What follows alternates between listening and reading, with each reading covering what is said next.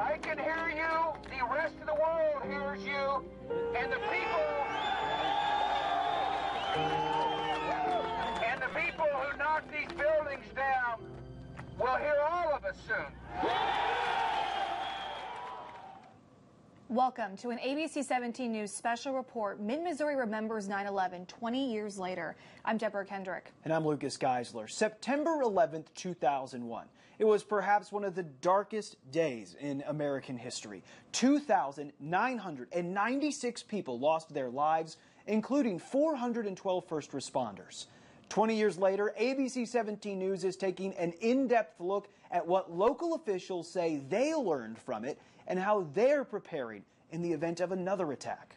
We will also hear from Missouri first responders who were a part of search and rescue operations at the World Trade Center. And I sit down with Air Force Lieutenant General who was with former President George W. Bush as the attacks were happening. We'll share all of this with you in this ABC 17 News special report. None of us will ever forget this day. Yet we go forward to defend freedom and all that is good and just in our world. Missouri sent a team of more than 6 people to help search Ground Zero for survivors. Missouri Task Force 1 flew to New York the night of September 11th for a mission that would change how the team operates. I spoke with 2 members there on what challenges they faced and how they've since adapted.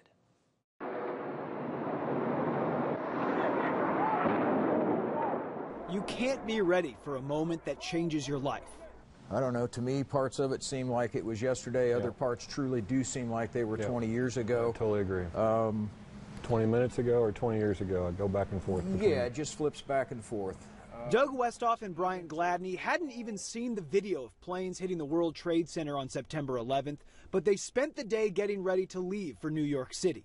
Westhoff and his team were there to pick through the rubble of the World Trade Center. 16 acres of heaping mounds of building debris. But he realized the search wouldn't turn up anything living. Everybody came to the realization ultimately that survivors were out of the buildings when they came down. There was no survivable void space in those buildings because of the force that they came down. It pulverized the concrete, it pulverized the glass. You couldn't see, there were no computers, there was no desks, there were no chairs. It was just gray ashen dust with shredded paper, insulation, glass fibers, concrete. There was nothing identifiable. Gladney worked out of the Javits Center to help coordinate crews. He says he learned the importance of a team coming from elsewhere having the resources to handle the work themselves. And we're self-sufficient for 72 hours. We don't need anything from them for several days is the plan.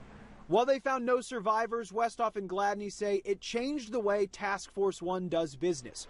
For one, the team now stays prepared to deploy at all times. Its gear stays organized in sections called caches. Westhoff says their gear in New York City was spread out and sometimes hard to find. The system having never really exercised this cache concept, it was an aha moment. Oh, we got to build kits. You got to put this stuff together so it makes sense, and you got to have repair parts there because this may be the only box that we had to work out of. Technology obviously has improved since then too. Westhoff says advances in things like mapping and communication has made missions since easier. Things have certainly changed since 2001. Yeah, the difference between what we were doing then and what we're doing now, day and night difference. Task Force 1, though, can be a little bit more ready for what comes next. The first plane hit the North Tower around 8:45 in the morning. By 9:30, President Bush had declared the incident a terror attack and was quickly swept away aboard Air Force 1 to a secure location in Omaha, Nebraska. And I sat down with a retired Air Force Lieutenant General Richard Harding, who was with President Bush as the attacks were unfolding. Yeah, he walked in the command center, and as I say, it's pretty impressive, 2 stories tall. And he looked around and he saw all these us. We were standing at attention looking at him, and he could hear his vice president and his Secretary of Defense Rumsfeld on the line. And he told Secretary Rumsfeld, "I'm in a room with 20 fine Americans," which was early warning. We're not in the zone of privacy here, so just be guarded in how you express yourself. He looked around and and he went into a secured VTC conference to talk to his folks back home. And we had taken, the staff had taken furniture down from topside, brought it all the way down because we thought he was going to spend the night. Oh, sure. And the reason he was there is because it is very secure. And it's probably the most secure spot in the United States, you know, if you want to get him down. They had to get him on the ground because there was a belief that a radio intercept had occurred where it said Angel is next. Angel was the call sign for Air Force One. That didn't happen. It was bad information, but they wanted to get Air Force One down on the ground in a secure location. We thought he was coming to us because, you know, we do one thing very well, and that's targeting. And we thought we were going to probably shoot things in Afghanistan, you know, within the next couple of hours, but that didn't happen. Best decision he made that day was going home. And it was the right decision. The people in the country needed to see him get back into the White House. And his staff was telling him, no, you shouldn't go home. It's dangerous. We don't know what's up there still, even though the FAA pretty much grounded everybody. But we don't want you to go back to the White House. And he overruled him. He is the president. Yeah, he said, I'm going home. And best decision of the day. When I saw him, by the time I saw him in the command center, he looked very much in charge. Really? Very much in control. And, you know, I was very impressed that, you know, and it was pinpoint, you know, intent to try to get to the bottom of this. So, and it turns out he said, I don't need a brief. You know, then later he said, I don't need a brief. I know when we're at war. Wow. So, but we were ready if we had to, and he had the stoic face of a very good commander-in-chief. Coming up, military enlistment saw a jump after 9/11. I'm talking with a military recruiter to learn more about how recruitment efforts are going 20 years later. It was a crisis, and it was an unfortunate crisis, but it was an opportunity to get a handle on what changes we needed to make and should make to keep people secure after that. ABC 17 News sits down with former Missouri Governor Bob Holden to find out how state leaders adapted following the attacks. Stay with us.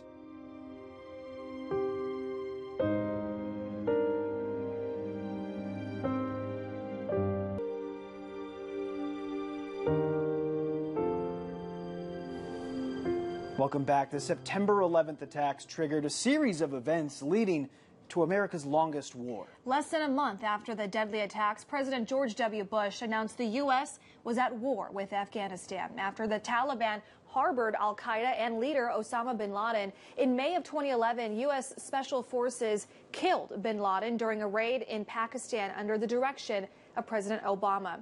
But withdrawal efforts were not successful until nearly 9 years later, after the Trump administration reached an agreement with the Taliban. Fast forward to roughly 2 weeks ago, President Joe Biden declared the war over. The United States completed what many are calling a chaotic withdrawal. At this time, dozens of Americans remain in the region, as well as an unknown number of Afghans who worked for the U.S. government. The war in Afghanistan resulted in an estimated 170,000 deaths, 2,400 of which were U.S. service members. Years following the 9/11 attacks, military enlistment saw a spike. I spoke with Sergeant Bradley Atchison, who was one of the thousands who decided to enlist following 9/11. A day that changed our nation. My teacher, Mrs. Meyer, was pulled out of the room, and she came back in tears. It's a day many won't forget. I just remember the smell of the classroom, the feel, just the ominous vibe that came over once that information was put out. September 11th, 2001. It made me feel personally attacked because that's my nation. A nation that Jefferson City native Sergeant Bradley Atchison says he proudly serves. When I enlisted, I was 21 years old. 21 years old. Why? Why did you enlist? The first being my brother. He enlisted in the United States Marine Corps in the year 2000. Shortly after that, the attacks on the Twin Towers happened, so 9/11 took place. And that just added to that desire, that fire built inside of me. And Sergeant Atchison wasn't alone. Hundreds of thousands of men and women also felt that call to action. Sergeant Major Brad Gladback has been a recruiting officer for the Missouri National Guard for nearly 2 decades. He says the attacks played a big factor in more people wanting to sign up for the military. After 9/11, the nation as a whole came together, and they knew that service to country was very important. 20 years later, 9/11 is still a reason why some serve, but Gladback says other benefits play a large role too. Whether it's the training that they can receive, the education, the adventure, or some like to call it the adrenaline of serving. Since 9/11, Gladback says new enlistee numbers have on average stayed consistent. You know, there's a lot more that goes into recruiting than just trying to go out and find as many people as you can. We have to find qualified individuals.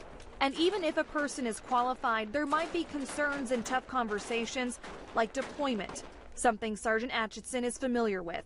In April of 2017, he was deployed to the Middle East for 9 months, starting out in Kuwait, then Iraq, and Syria. Were you nervous when you found out that you were going to go there? I had the most anxiety I've ever had in my entire life. I could just feel that uncertainty, the fear of the unknown take over my body. And when you got there, what was the feeling once you arrived? When I finally got boots on the ground in Kuwait, I soon realized that fear and anxiety could be turned into fuel. Atchison came back to the U.S. in early 2018. While America's longest war in Afghanistan is over and many who enlisted in the military did so because of the war, Gladback says the desire to serve will always be there. What's important to you? I love what I do in this uniform. I love training. I love taking care of soldiers and the state. I love being able to go out and defend this nation.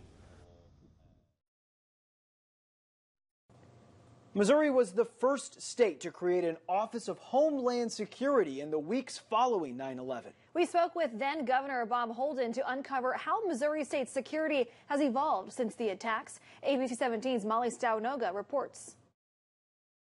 But as the minutes unfolded, it became very obvious that it was a planned attack. Just 15 days later, Holden appointed Tim Daniel as his Homeland Security advisor, making Missouri the first in the nation to have an Office of Homeland Security. And we went about just fundamentally looking at all of the infrastructure exposure we had in the state of Missouri and what we needed to do to protect our state. I think there are two main areas. One, can we avoid weapons of mass destruction being used against Americans? And then number two, what will America be like at the other end? We're at the other end. Now the Director of Public Safety serves as Homeland Security Advisor. What would you say like the biggest threat or the biggest focus is in the future or current times? Again, it's sustaining those capabilities that we've built and continuing to improve as well. You know, one of the biggest biggest threats is funding. When Homeland Security moved to the Department of Public Safety in 2005, it got nearly $47 million. In fiscal year 2020, it didn't even get $8 million. Yeah, the current funding is used to sustain the equipment and the training and exercise that have been put in place. We are trying to expand some of those core capabilities. One of those core capabilities is communication. When the New York police and fire responded to the Twin Towers on 9/11, they couldn't talk to each other. So it sounds like communication is very important. It is. You know, and that was one of the things that came out of 9/11 was the need for increased information sharing. For example, it's probably been a month ago that we had a shooting down at Lake of the Ozarks that involved 2 motorcycle gangs. When that occurred, there was a lot of information shared throughout the state on what might be happening in the days that followed or what might occur at the funeral services for the person that was killed. Since the attack, Missouri has spent more than $100 million to enhance communication networks. The key will be how you come out of it. What do you put in place in the future that enhances and strengthens your democracy or undermines the core values of that democracy? If you strengthen your democracy, then everybody will receive benefit and achievement of it. More than 343 American firefighters were killed in the September 11th terror attacks. ABC 17's Zach Boetto sat down with the department chief of Columbia Fire to find out how the fire industry has changed as a result. Yeah, I remember vividly. I was actually a training officer at a previous fire department, and I remember even thinking then, I had just stepped inside the day room with a class of recruits, and I remember thinking then, immediately, do you know how many firefighters just died? Columbia Fire Department Chief Andy Woody was in his 20s in 2001 when the Twin Towers fell. He was a firefighter then and has been one ever since. Woody says the events that took place that day changed the firefighting industry forever. It was a 180 for the fire service. It was really a sad time, but like all of the other things that we take on as an industry, no different than COVID, we learn as much as we can from it, study as much as we can from it. We train on it, we equip ourselves and train on it so that we're able to deal with it. And at the end, emerge better, ready to take on a new role and protect the public better than we ever have. That's exactly what happened then, and it continues to happen every single day now. 9/11 helped improve the way firefighters prepare, communicate, and respond to emergency disasters by unifying an incident command system, allowing multiple agencies to seamlessly communicate with a similar lingo. It also helps shed light on hazmat response, building structure, and firefighter health. Woody says he and his fellow firefighters will never forget that day, and the lessons from 9/11 will be passed on to the next generation. I'm a proud firefighter. We've done good. We've done a good job honoring the legacy not only of the 343 that day, but of all of our brothers and sisters that have made the sacrifices throughout the last 20 years, including yesterday, to honor them by learning ways that we can keep it from happening here. So, proud of the fire service is an understatement. Reporting for the ABC 17 News Team, Zach Boetto.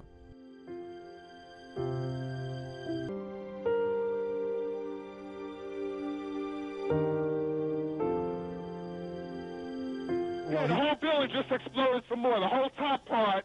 Okay. The building's still intact. People are running up the streets. I was at work. Yeah, it was obviously in the morning hours, and the news began to come in. They wheeled the TV in and had everybody watch sort of the footage. The towers had already collapsed, but I remember watching that as a kid in kindergarten. When I actually was at the DMV, I was taking care of a driving ticket. I was there with other people, and we had heard the news about the planes crashing earlier that day. I had a lunch appointment with some MU professors. We had a guest. We went to the Reynolds Alumni Center, and we just sat there. No one talked. It was the slowest, most painful lunch I ever had. I was first confused. The confusion after the second plane hit turned to anger, and the frustration was I didn't know where to direct the anger. And as we went through the day, you heard about people that you knew in New York and what they were going through, what they were experiencing, people you knew in Washington, D.C., and just the inability to find out, like, are the people you know okay? That evening, I remember I come down to the university, Lowry Mall. It was packed with students sitting on the ground and just silence. I never saw so many people in a state of shock. You just heard from Missouri residents recounting their memories of 9/11, but as we get further away from the tragedy, schools across the nation are having to come up with ways to teach the events to students who may not even have been born yet. ABC 17's Layla Mitchell talked with one local teacher at Highlias Catholic to find out how he keeps the memory alive in his class. And then once September 11th happened, and then I started teaching it in class, and I remembered every moment. I remember it. So if you would like me to take a look at your thesis work, I can do that now.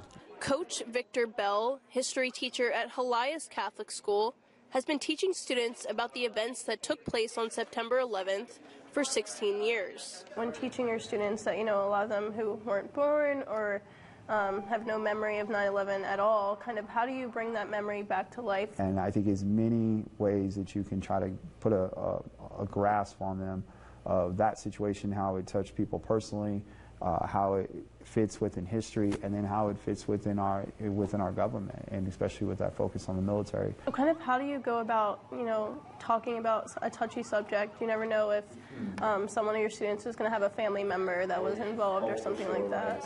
And what I usually try to do is set it up beforehand, telling them that we're going to be having this conversation, and if there's a student that's not comfortable or they want to share some of that piece as well, then usually give them that space to kind of do that. We talk about those hard times, but as we even talk about in American history class, I don't try to overwhelm them so much with the negative, and try to make sure I have a perfect balance of it. Bell teaches his students about the darkness of September 11th, but also sheds light on how it brought people together. September 11th was dark, but I don't remember that as being the image of that.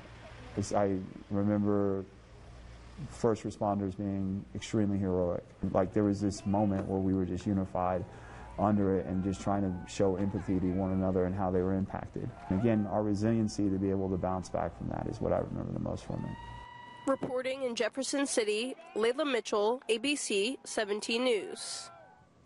Thanks for joining us for this ABC 17 News special report. We will end by honoring the 2 Missourians killed in the attacks on the World Trade Center in New York City. Randy Drake was visiting the city for work and was hit by debris from the tower. He died nearly a week later. And Julie Geis was working in the 105th floor of the South Tower when the second plane hit. They left behind friends and families. For the ABC 17 News team, I'm Lucas Geisler. And I'm Deborah Kendrick.